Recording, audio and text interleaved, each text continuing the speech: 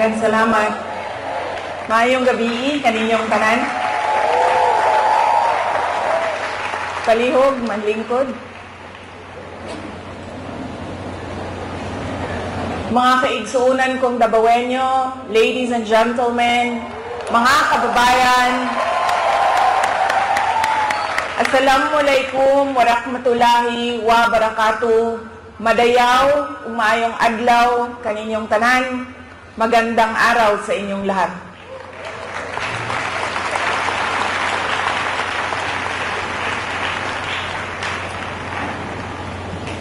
Unahin ko po muna ang aking mga pagpapasalamat. Una po, ang aking pagpapasalamat sa Kingdom of Jesus Christ, sa inyong paanyaya sa akin na dumalo sa inyong 39th anniversary. Maraming salamat po sa inyong imbitasyon.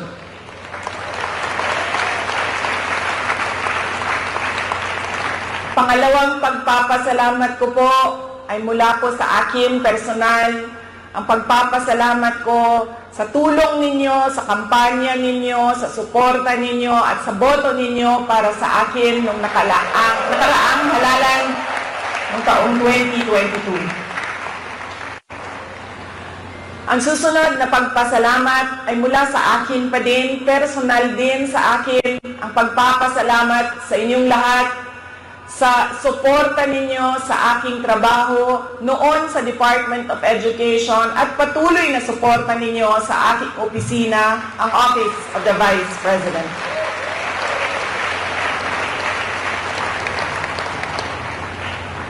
At ang huling pagpapasalamat ay mula po sa aming pamilya, ang pamilya Duterte.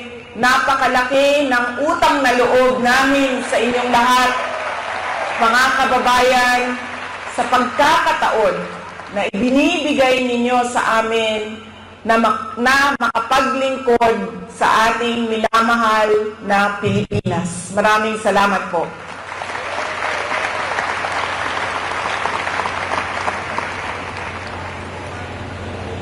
Nasabi ko na po,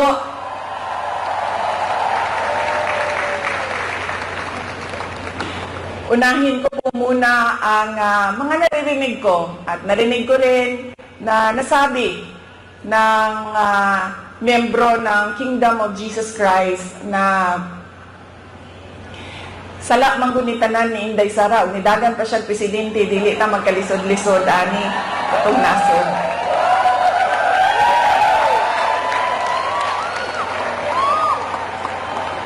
In another forum, I will thoroughly explain myself kung bakit ganon ang nangyari at ganon ang desisyon ko.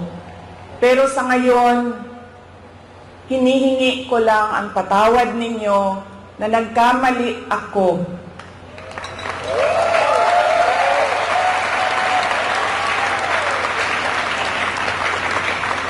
Nagkamali ako sa paghingi ng tulong at suporta nyo para kay Pangulong Bongbong Marcos.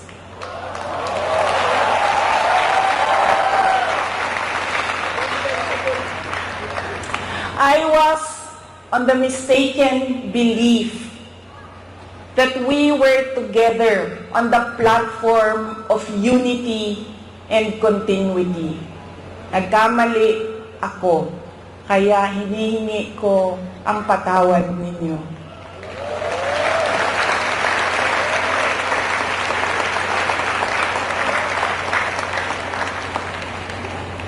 You know, this has been going on for 9 days, ang assault sa inyong Kingdom Nation.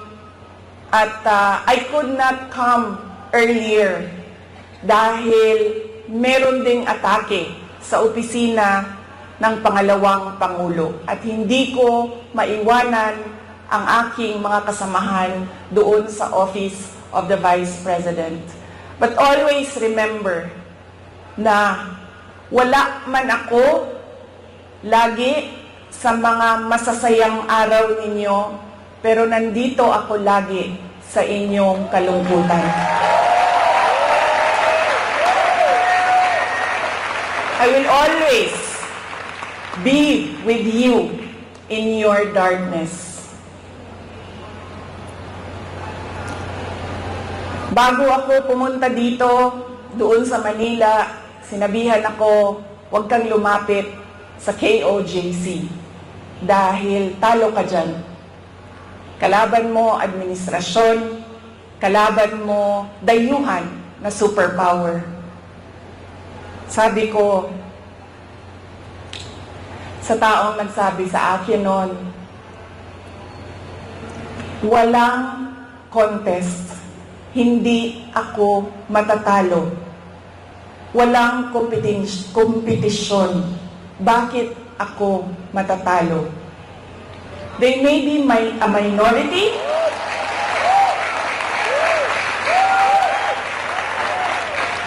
they may only be 8 million around the world. Sabihin na natin na 6 million lang doon ang Pilipino, pero Pilipino pa rin sila.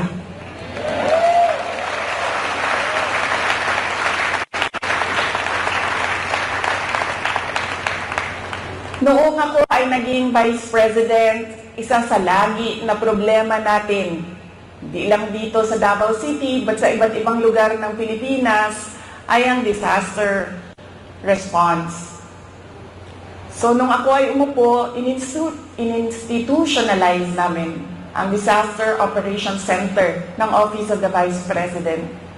Ang aming paghahanda ay disaster response. Pinaghandaan namin ang baha, pinaghandaan namin ang delubyo, typhoon, pinaghandaan namin ang earthquake, lahat ng maisip mo na kalamidad, pinaghandaan namin.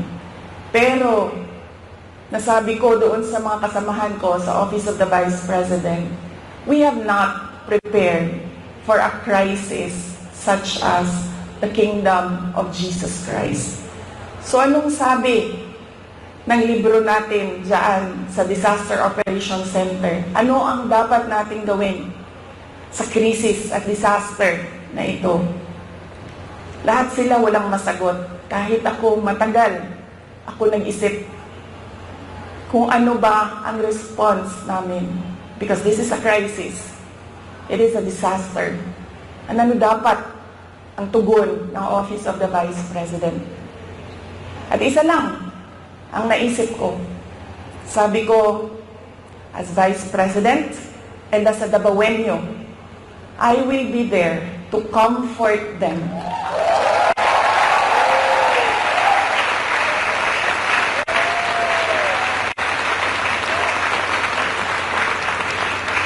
I have a moral obligation to assist them if they feel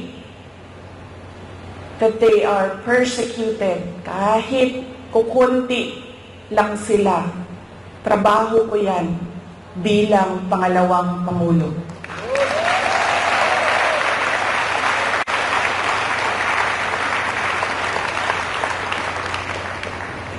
Doon din sa amin, sa Office of the Vice President, sabi nung isang kasamahan namin, doon sa USEC namin, sabi niya, USEC, ano bang matutulong ko kay Inday Sara? Naaawa na ako sa kanya. Sabi ko, tinanong ako ng USEC, sabi ko, excuse me, hindi ako kawawa.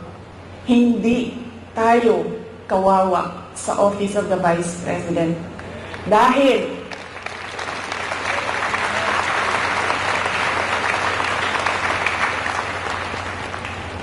tatlong beses tayo kumakain araw-araw.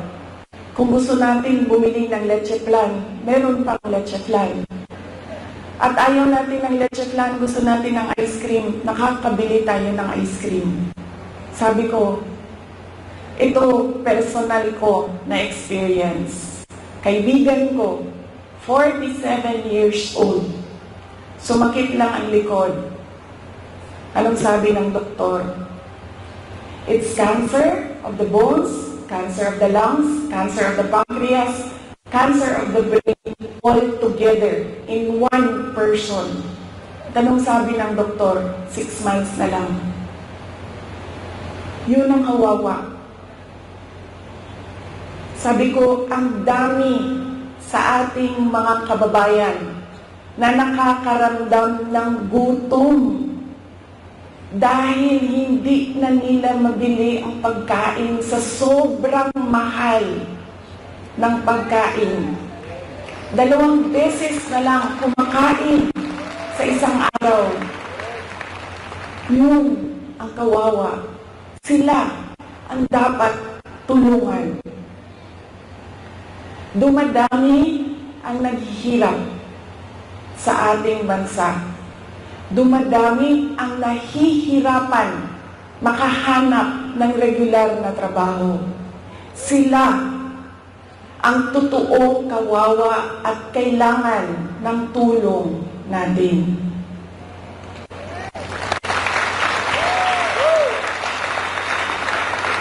Ilang beses sa pag-atake sa akin, paulit-ulit ko sinabi, magtrabaho muna tayo. Because we owe it to our countrymen, because we made promises on stage, in front of everybody, na we will do something for our country.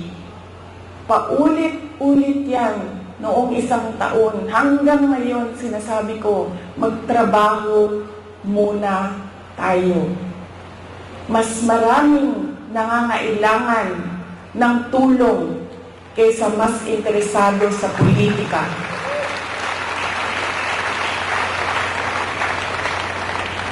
Pero this night is not about me and my problems. Hindi ako kawawa. Mas kawawa ang mga kaibigan natin na natutulog sa tabing daan, gutom. Minsan, sa isang araw, wala na talagang kinakain. Sila ang totoong problema at totoong nangangailangan ng tulong dahil sila ang kawawa. This is about kingdom of Jesus Christ and the assault on the kingdom nation. Tandaan ninyo, hindi kayo kawawa.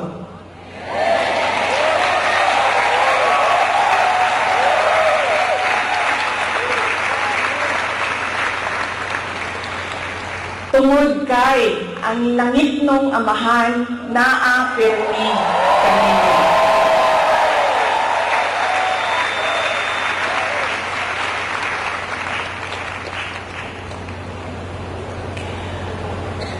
Noong isang araw, kausap ko yung SMNI President.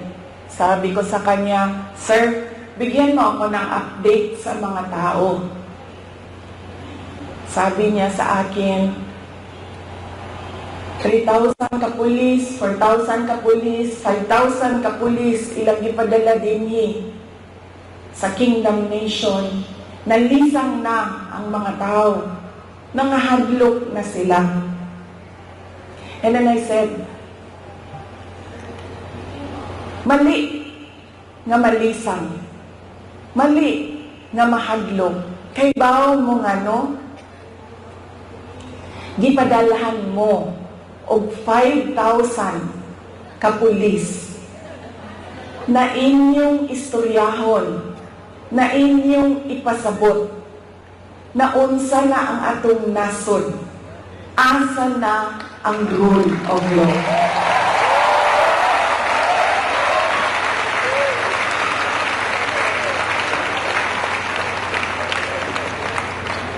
Ipadala sila dinhi para hadlokon mo, gipadala mo sa Ginoo para pasabton sila.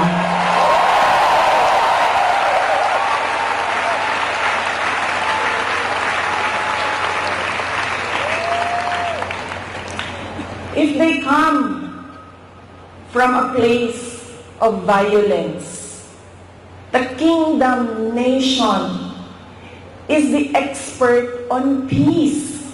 Kay mo, anak. Dabaweños are peace-loving, Filipinos. And in fact, dili lang Dabaweños, because the kingdom nation citizens can be found all over the country and around the world.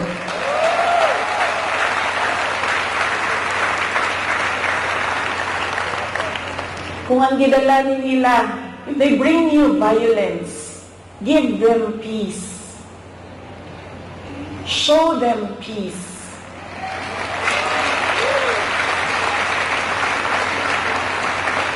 Make them understand that this is not about me and you. This is about the abuse of power and the assault on the freedom of religion.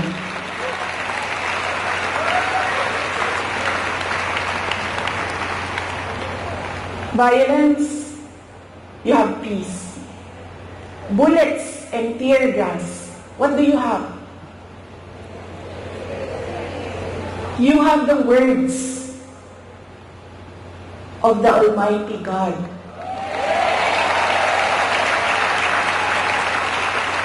You have the Bible.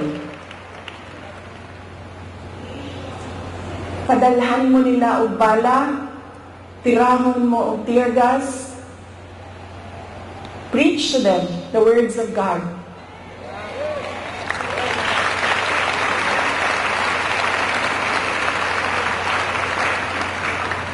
Pangtulo, if they come from the evils of Satan, what do you have? You have the goodness of the Lord Jesus Christ.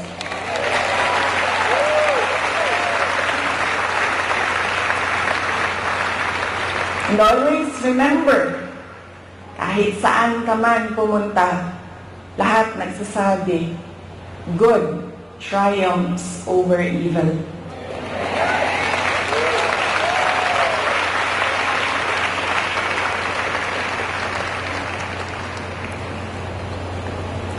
Ang ako ang lola sa mother side, maternal grandmother na ako, buhi pa siya karon, kaluoy sa Ginoo. She's blessed with a very long life. She's in her 90s. Lumad sila dinhi sa Davao del Sur of Davao City, sa Padada, Davao del Sur of diri sa Davao City. Ang iyahang trabaho is mangmaligya o kaniadtong panahon, mga 1960s, 1970s, mamaligya o mga PX goods. Yan mga murag ukay-ukay kung ginatawag nato karon. O niya, mamaligya o mga lain-laing klaseng dry goods. Nakaadto siya o baklaran, namaligya siya o mga sandals, mga mo ang ginabaligya kaniadto. Sa iyahan mo nakakaton o kanang dili magulat nga naay customer, kundi tawagon nimo dapat ang customer, pasudlon nimo sa imong tindahan. Doon na siya pulong sa ako itong batanon pa ko. Kaya bawo mo, diri manggod sa ato sa Pilipinas, when you are outspoken, when you are opinionated, when you are headstrong, ang tawag sa imuha maldita. I feel that it is wrong, pero somehow, siguro sa ato ang mga Pilipino na kung mutubag ka sa mga elders, yung tawagon ka maldita. So, kung batanon pa ko, ang ako ang lula, mag-istorya, mga saba tingali, o niya, mutubag ko, mayroon dayon na ang ako ang lola. Maghinay-hinay ka, Inday. Kay ang gaba sa Ginoo dili magsaba.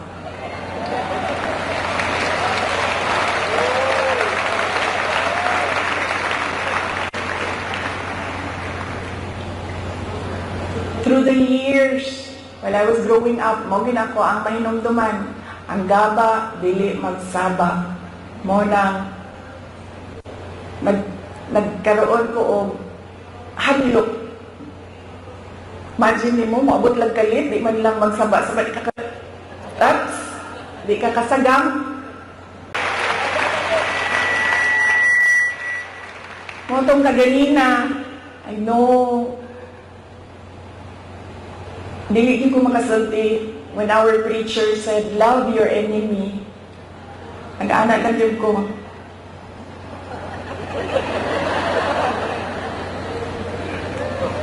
Wala pa ko sa punto sa mga miyembro. I am not in that level of spiritual enlightenment na I can love my enemies.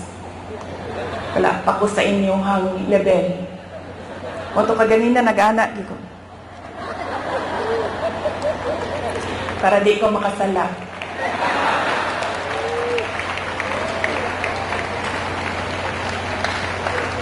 But you know, para sa ako, dili man ako sila mamahal. I cannot bring myself to love them. Pero, ang ako, verse, pulong para kanila mao ang mudabat sa Ginoo, di magsaba.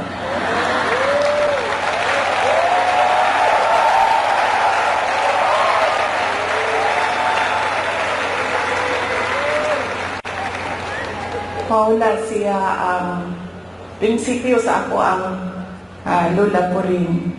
And God will take care of you all the more because you can love your enemies. You can forgive. So you will gain victory.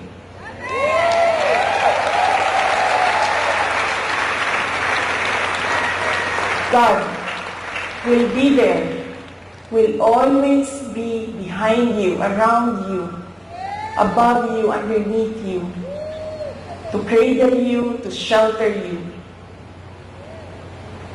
Because you know His power over all of us.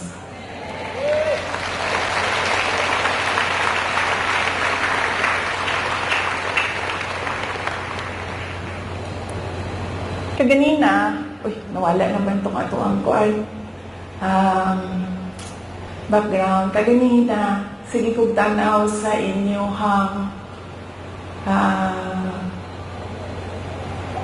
wall.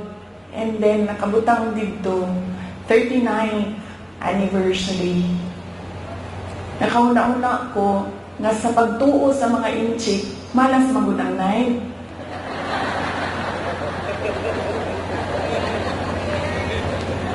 Muto na kaanak ko, siguro sundon na to. Wala may mawala sa to Kung sundon na to ang tinunguan sa mga inchik, nga dili gyud ka mag-celebrate og 9. So this is our 40th anniversary. Nagmamalakpak ka para sa 40 years.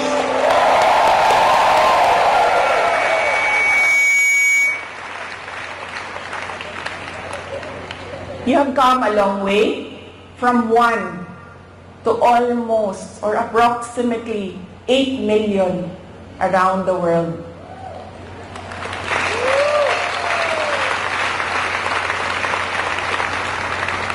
You have overcome challenges, and every challenge made you stronger, made you more united. And we can see that now. There is another challenge before you, pero naang gihapon mo sa ngalan sa Ginoo.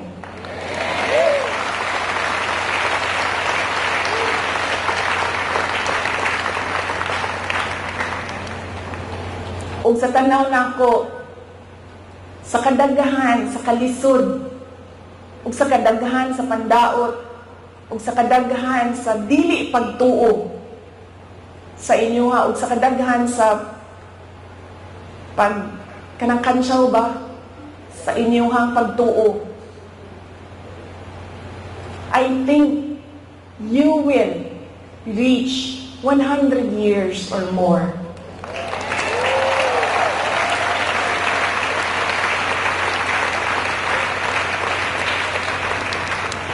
Magpadayon o magpadayon mo basta ang inyong pagsalig o pagtuo hugot dinha sa Ginoo.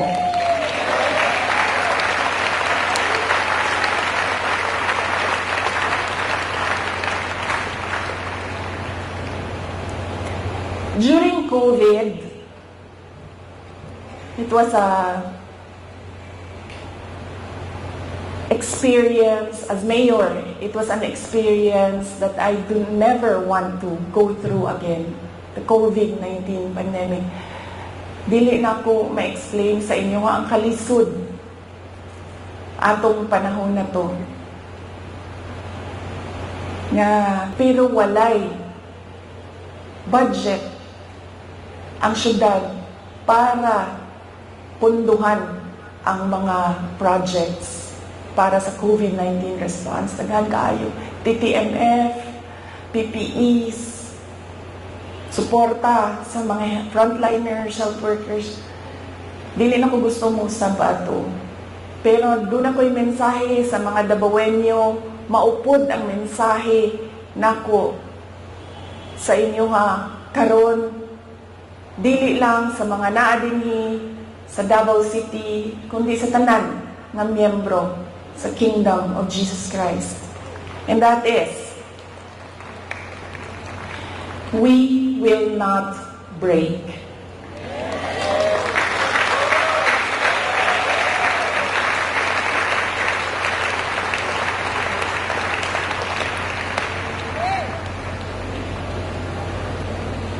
On my way here, kaganina, nag-ingon ko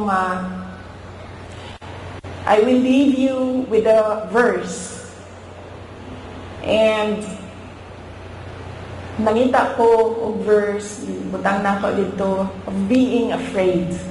And doon ay isa, on top of the list, which will guide you, which will guide me, which will guide our countrymen through these dark times of our nation.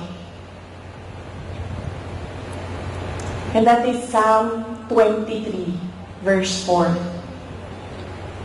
Even though I walk through the valley of the shadow of death, I will fear no evil, for you are with me.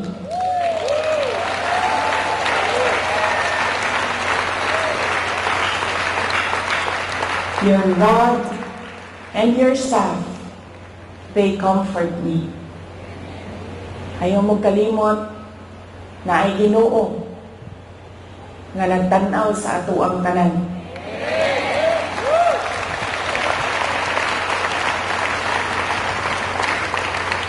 Og ang iyahang gaba, pili magsaba.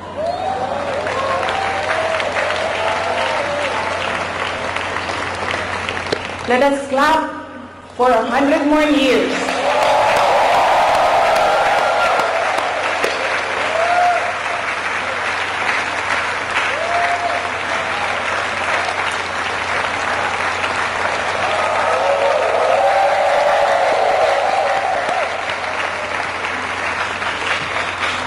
Ulitin ko ang aking kasiyahan na makasama ko kayo sa inyong 40th anniversary.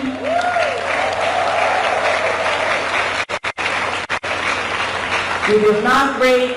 Happy 40th anniversary, Kingdom of Jesus Christ.